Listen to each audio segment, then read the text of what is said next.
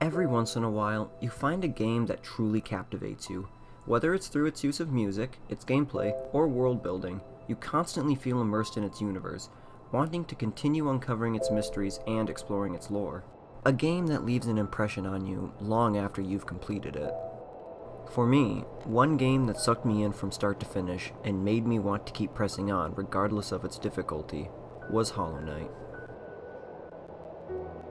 Developed by Team Cherry and released on Steam in February of 2017, Hollow Knight was met with universal praise from critics and players alike.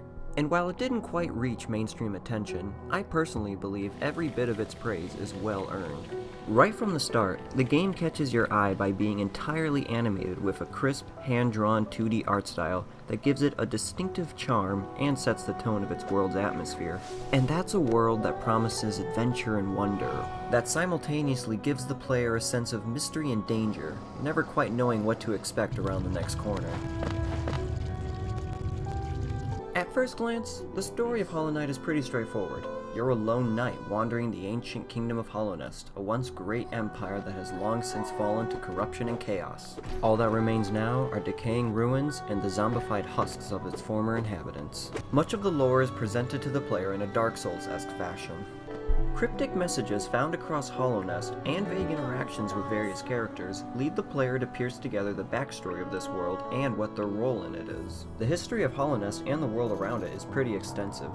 Nearly every aspect of the game has a detailed bit of lore to go alongside it, whether it's characters, hostile bugs, or even game mechanics like the fast travel system. Gameplay-wise, Hollow Knight is a pure Metroidvania platformer. Much of the challenge in the early part of the game stems from your limited combat capability and difficulty in traversing dangerous terrain. As you progress, you unlock abilities and upgrades that make enemies and obstacles much easier to overcome. Movement and reaction time are critical components of Hollow Knight's gameplay, whether it's by finishing off an enemy or just making it to the other side of an area.